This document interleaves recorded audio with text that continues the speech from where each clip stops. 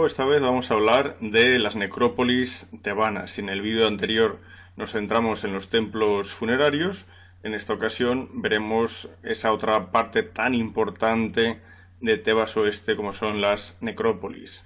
Volvemos a hacer referencia a las dos posiciones que nos marcan aproximadamente los puntos más altos de la cordillera de las montañas tebanas, como son el Kurn por un lado y por otro la corona de Tebas, y ya a los pies de estas montañas, sobre todo del Kurn y de los acantilados que le quedan enfrente, empezaremos a enumerar las necrópolis que podemos encontrar aquí. Primero, la del Valle de las Reinas, que es la situada más hacia el sur. Después, la de Der el Medina, el poblado de los trabajadores. Y muy cerquita, en la entrada de este valle, encontramos la necrópolis de Kurnet Muray, que hasta hace muy poco tiempo estaba casi totalmente tapada por una población moderna. Más hacia el norte hallamos la gran necrópolis de Sheikh Abdel Kurna, a veces la llama el Valle de los Nobles. Por detrás de esta encontramos la necrópolis de Der el Bahari, presidida por el templo funerario de Hatshepsut, el de Mentuhotep II y un pequeño templo, también con terrazas, etc., aunque mal conservado, de Tutmosis III. La necrópolis de El Joja, que es una pequeña loma que queda justo al norte de Sheikh Abdel Kurna. La necrópolis de El Asasif, que en realidad es la continuación hacia el este de la necrópolis de Der el Bahari. Y nuevamente aquí veremos en un plano la posición de estas necrópolis mencionadas, más otras que quedan un poquito más hacia el norte. Sheikh Abdel Kurna, Kurnet Muray, necrópolis de Der el Medina, necrópolis del Joja, Der el Bahari, El Asasif, y ahora ya más hacia el norte, Drabu el Naga, que es otra gran necrópolis, la necrópolis de El Tarif, ya en el lado norte. Recordemos que es esta necrópolis donde encontraríamos enterramientos, por ejemplo, de reyes de la dinastía 11. En esta imagen, tomada desde un globo, podemos ver en primer término el Valle de las Reinas, que es lo que señalamos ahora en este círculo. Y muy cerquita, veamos las distancias son cortas, muy cerquita tenemos el poblado de los trabajadores de Der el Medina, es decir, el lugar donde residían aquellos hombres que se encargaban precisamente de construir, de tallar en la roca estas tumbas de reinas, príncipes y reyes que decoran toda esta montaña tebana.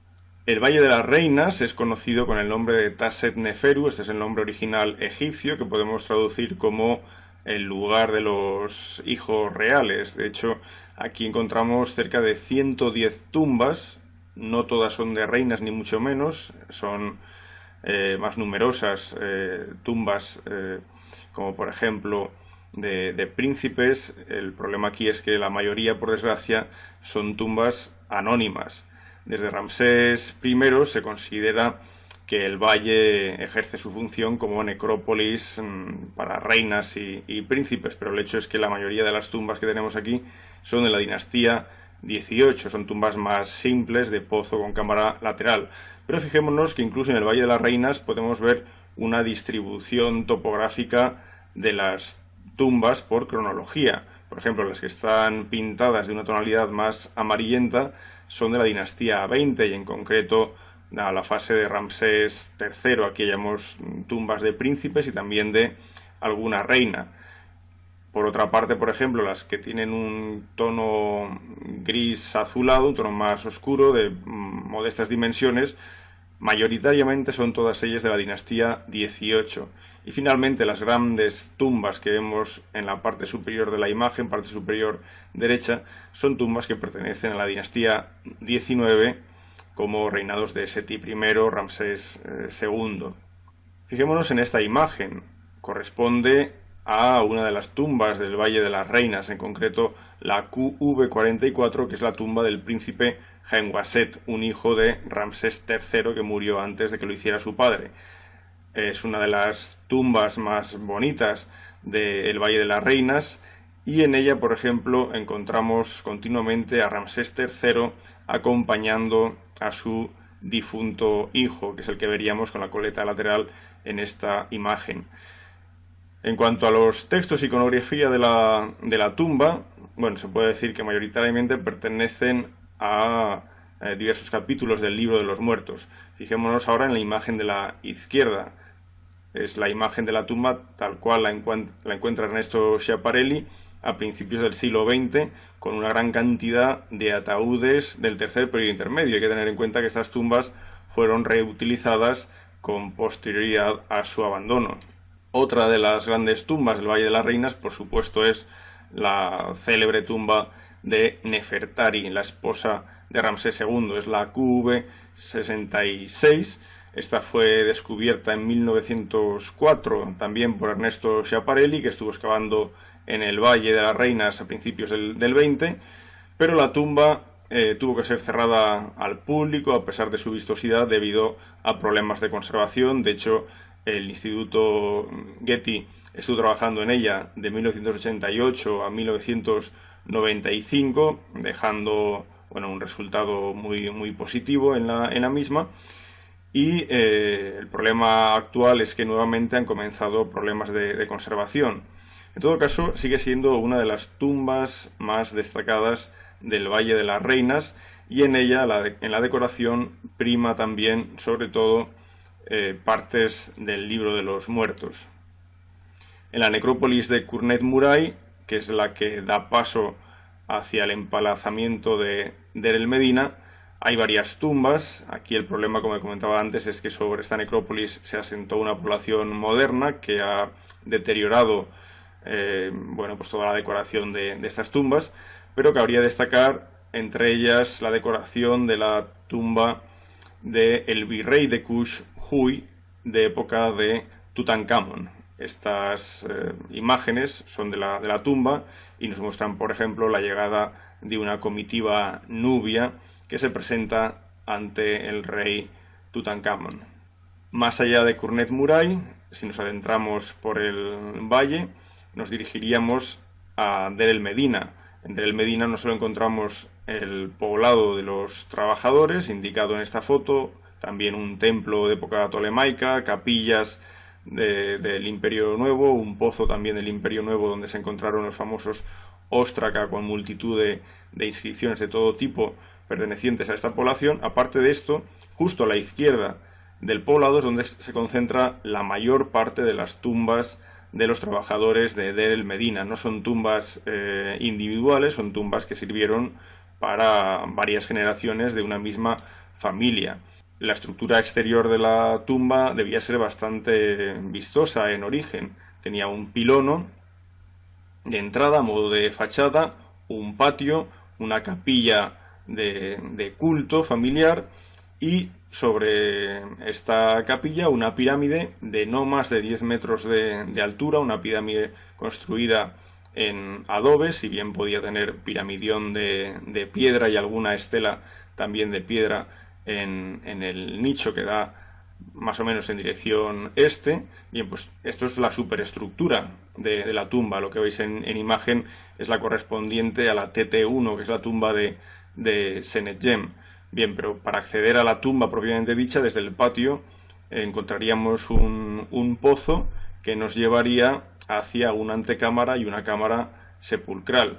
En el caso de Senetjem, tengamos en cuenta que en el momento de su descubrimiento se vio que había más de 20 cuerpos en esta tumba, es decir, verificando que se trata de un panteón y no de una tumba exclusivamente para Senetjem. El contenido iconográfico y textual de estas tumbas nos lleva nuevamente, sobre todo, hacia el Libro de los Muertos. Por ejemplo, en la imagen de la izquierda tenemos una de las viñetas más conocidas por todos de este libro. Se trata de la viñeta del capítulo 110, el capítulo que hace referencia al Sejet y Aru. Después tenemos otra necrópolis, en este caso una necrópolis realmente muy importante por su alto número de tumbas, pero también por la calidad de estas tumbas y las dimensiones de las mismas, que es la necrópolis de Sheikh Abdel Qurna. Como veis, queda justo por detrás, justo al oeste del Ramesseum y del templo de Amenhotep II y el de Tutmosis III. Aquí encontramos tumbas como por ejemplo la de Ramose, la tumba TT55. Para acceder a esta tumba bajamos por una rampa que nos llevaría a un primer pilono, del que en la imagen aún veis unos pequeños restos. Tras este pilono, un patio excavado en la roca, y a partir de aquí una primera sala hipóstila, una siguiente sala hipóstila y la sala de culto. Es en la primera sala hipóstila donde encontraríamos a mano izquierda un pasillo, primero en rampa, después escalonado, que conduciría a la auténtica tumba de este personaje Ramose, que vivió a caballo entre Amenhotep III y Amenhotep IV, el futuro Akenatón. Lo que tenemos ahora en pantalla son dos imágenes de esta tumba. En la izquierda, una de las más famosas de la misma, que es el cortejo fúnebre que lleva los restos del difunto Ramose, sus vísceras y el tequenu, que es esa especie de bolsa de color negro encima de un trineo que vemos arriba a la derecha, y por supuesto también todo el ajuar funerario del que vemos parte en la imagen, todo ello con la presencia de las plañideras, que no hay que pensar que eran mujeres familiares del difunto únicamente, sino que también en ellas había mujeres contratadas para expresar teatralmente, ¿no?, el dolor por la defunción de este personaje.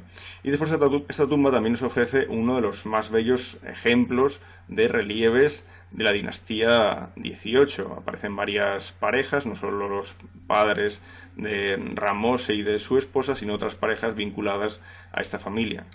Otra tumba muy importante de Sheikh al-Kurna es la de Rehmira.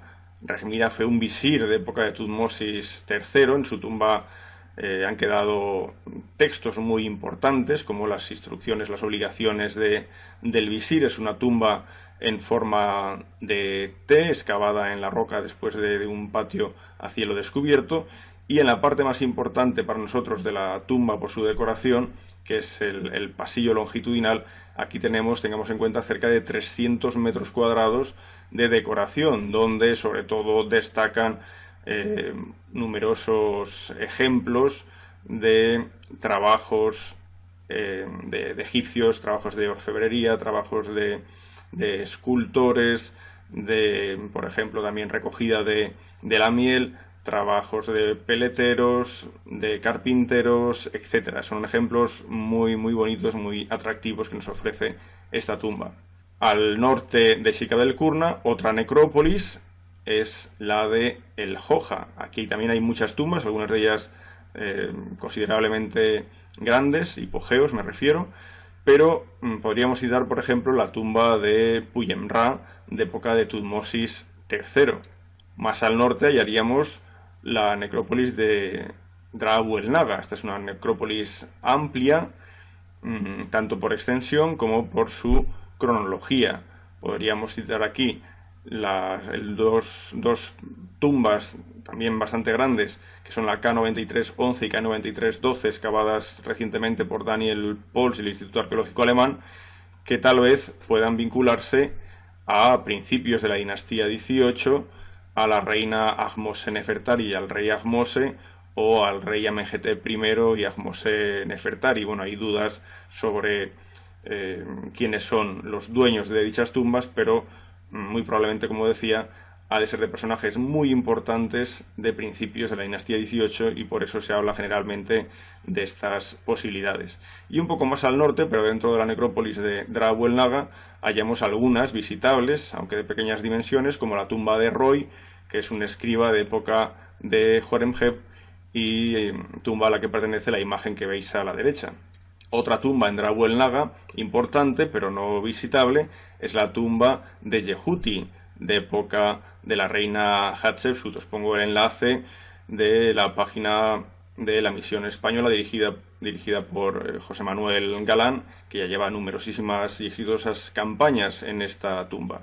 En esta imagen del Google Earth podemos ver la montaña tebana, en la parte inferior la llanura aluvial, y bueno, aquí es donde están repartidas todas las necrópolis, pero ahora vamos a señalar dos que hasta ahora no habíamos mencionado, que son el Valle de los Reyes, en concreto el Valle de los Reyes, en su sector oriental, que es el más importante, el que contiene mayor número de tumbas, y la parte occidental del Valle de los Reyes, que contiene unas pocas tumbas, como por ejemplo la tumba del faraón Ay, la tumba del faraón Amenhotep III, aunque los cimientos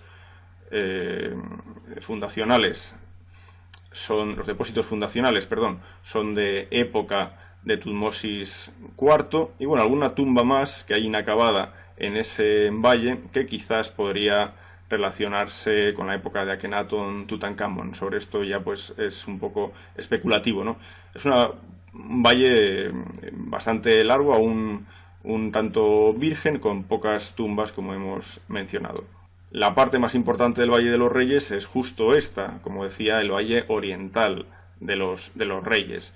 Aquí, en principio, tengamos en cuenta que lo que se intentó fue crear tumbas en un lugar que no fuera visible desde el Valle del Nilo, un lugar oculto, un lugar secreto, y, por tanto, también un lugar en el que la tumba quedara completamente disociada del lugar de culto. Recordemos, por ejemplo, en la época de las pirámides, cómo la pirámide, donde está la tumba del faraón, forma parte de un complejo funerario donde se realiza el culto al faraón. Por lo tanto, todo el mundo sabe dónde está el faraón enterrado. Sin embargo, a comienzos de la dinastía XVIII se va a producir una disociación entre el templo funerario, el lugar de culto, y la tumba propiamente dicha. Y eso es lo que ocurre aquí en el Valle de los Reyes. Tenemos tumbas aquí, ocultas, en principio era un lugar secreto, y en otro lugar, cercano a la llanura aluvial, los templos funerarios, que es donde se ejercía el culto por el difunto faraón. Fijémonos en esta otra imagen del Valle oriental de los Reyes. Esta flecha está marcando la posición de la KV-20, que es la tumba original de Tutmosis I, después ampliada por la reina Hatshepsut. Fijémonos que es una tumba que se construye en un lugar incluso oculto dentro del valle, en una parte alta, con una entrada pequeña. Esta es la intención. De hecho, queda una inscripción del arquitecto Ineni, que es el que hizo la tumba, donde, vamos, queda bien claro que lo que se busca es un lugar fuera de la vista de los egipcios. Esta es la entrada de la KV-20, como vemos es una entrada pequeña, y el plano de la tumba es más complejo, es curva, una planimetría curva que nos lleva a una cámara sepulcral. La antecámara en realidad es lo que en origen fue la cámara sepulcral de Tutmosis I, pero tengamos en cuenta que es una tumba de cerca de 225 metros de longitud y que presenta un desnivel de unos 97 metros entre la entrada y la parte inferior de la misma, es decir, una tumba con bastante pendiente. A lo largo de la historia del Valle de los Reyes vamos a ver cómo este secretismo inicial que hacía que las tumbas buscaran lugares recovecos dentro del valle y sus entradas fueran pequeñas, esta tipología inicial, digamos, va a ir cambiando a lo largo del tiempo según ya sea evidente que el Valle de los Reyes es el lugar donde se entierran a los reyes del Imperio Nuevo. Por ejemplo, en la imagen de la izquierda nos encontramos con un acantilado al que se accede por unas escaleras. Estas escaleras en origen no existían, estas escaleras las hicieron los excavadores que trabajaron en esta tumba hace más de un siglo. Entonces, si eliminamos las escaleras y todos los derrubios asociados a ellas, nos encontraríamos con una pared vertical, y arriba de esa pared un pequeño hueco en el que se practicó la entrada de la tumba de Tutmosis III. Es decir, es una tumba alta, una tumba casi de acantilado, oculta, secreta.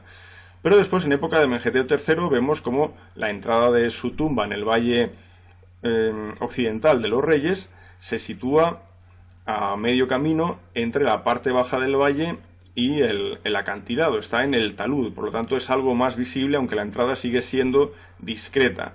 Pero claro, cuando lleguemos ya a la dinastía XIX y sobre todo la XX, la tumba, que está a pie de valle, presenta una entrada monumental, e incluso es posible que alguna de estas tumbas de final de la época ramésida tuviera un pilono de entrada, es decir, era absolutamente visible y todo el mundo sabía dónde se situaban estas tumbas ya en dicha época. También la planimetría va cambiando a lo largo del tiempo. Si, por ejemplo, en la tumba de Tutmosis III nos encontramos, como es el caso del plano de la izquierda, con una tumba de tipología acodada, ya llegamos a época de Amenhotep III, por ejemplo, y encontramos un doble codo, una tumba más desarrollada, con una cámara sepulcral, no ya en forma de cartucho u ovalada, sino de forma rectangular, con numerosos pilares y con una parte más baja, que es la que va a contener el sarcófago, es decir, va cambiando esta tipología, aunque los puntos básicos de la tumba, como son sucesión de corredores escalonados en rampa, un pozo, una antecámara principal, cámara sepulcral con cámaras laterales, todo esto, salvando las diferencias, se conserva. Eso sí, si en la parte inferior derecha estamos viendo ahora el plano de la tumba de Tutmosis III, fijémonos en el de Horemheb, que es la tumba marcada a la izquierda. A partir de este momento, en realidad ya la inaugura Ay en el valle occidental de los Reyes, o incluso podríamos decir el propio Akenatón en Amarna. A partir de ese momento se inician tumbas que ya dejan de ser acodadas, son tumbas de aspecto totalmente longitudinal, de un solo eje.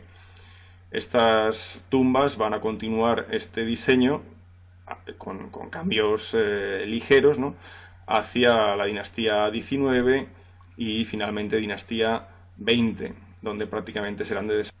Fijémonos ahora también en otra cualidad del Valle Oriental de los Reyes, y es que podemos intuir una distribución de las tumbas de manera topográfica y cronológica.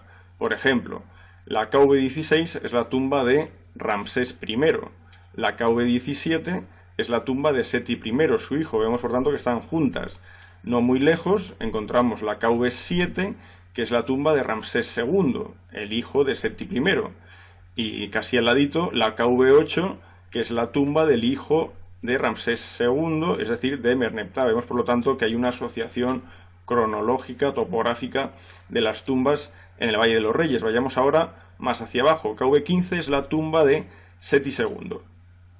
KV-10 es la tumba de Amenmese, que fue el usurpador de Seti II durante un pequeño periodo de tiempo en el Alto Egipto.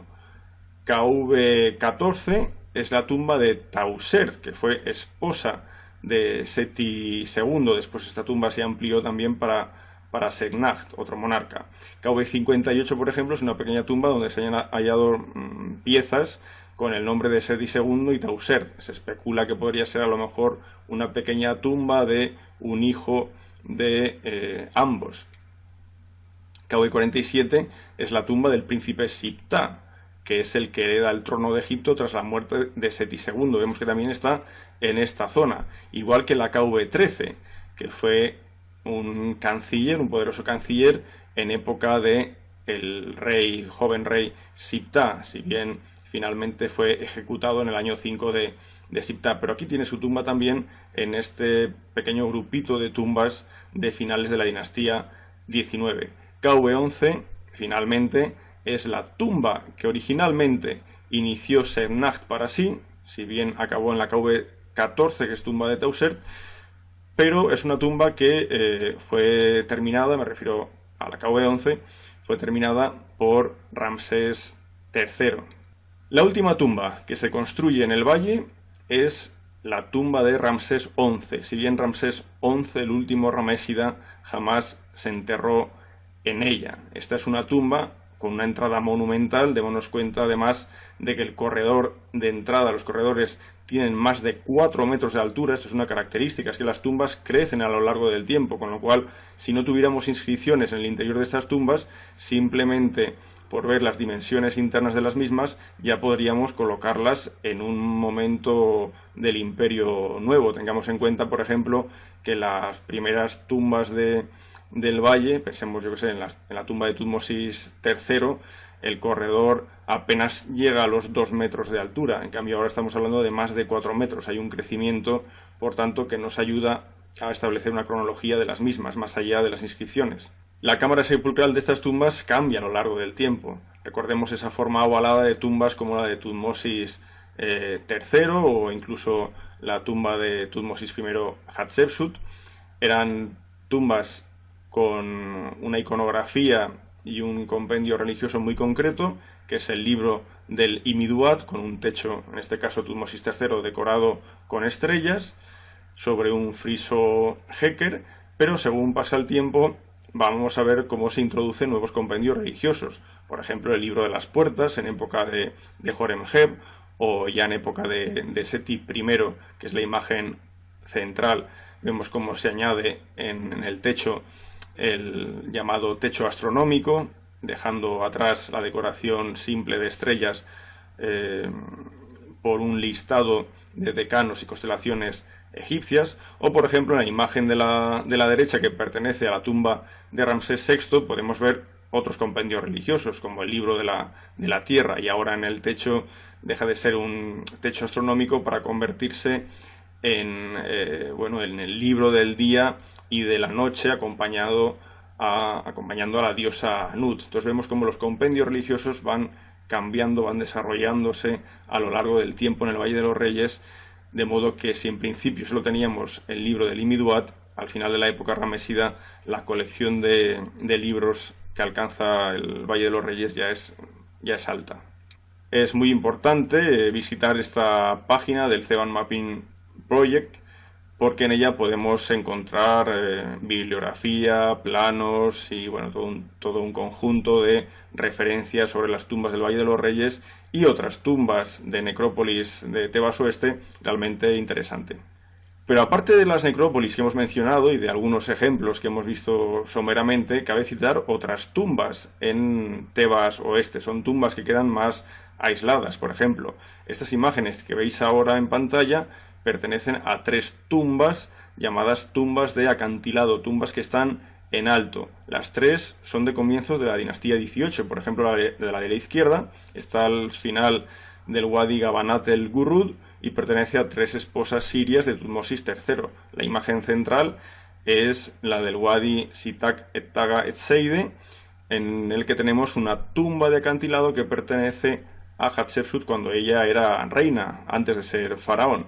Y en la imagen de la derecha vemos la boca de entrada de la tumba identificada por Howard Carter como tumba de la princesa Neferurra, hija de Hatshepsut y Tutmosis II. En otros lugares podemos encontrar más tumbas de acantilado. Por ejemplo, muy cerca de Der el Medina hallamos la tumba de Bab el Malek, una tumba en alto, y a la derecha, en la imagen de la derecha, encontramos la entrada de la tumba DB 320, muy cerquita de Der el Bahari. Esta es la tumba célebre porque en ella se encontraron más de 50 ataúdes que contenían muchos de ellos momias de reyes del Imperio Nuevo, incluso de la dinastía 17.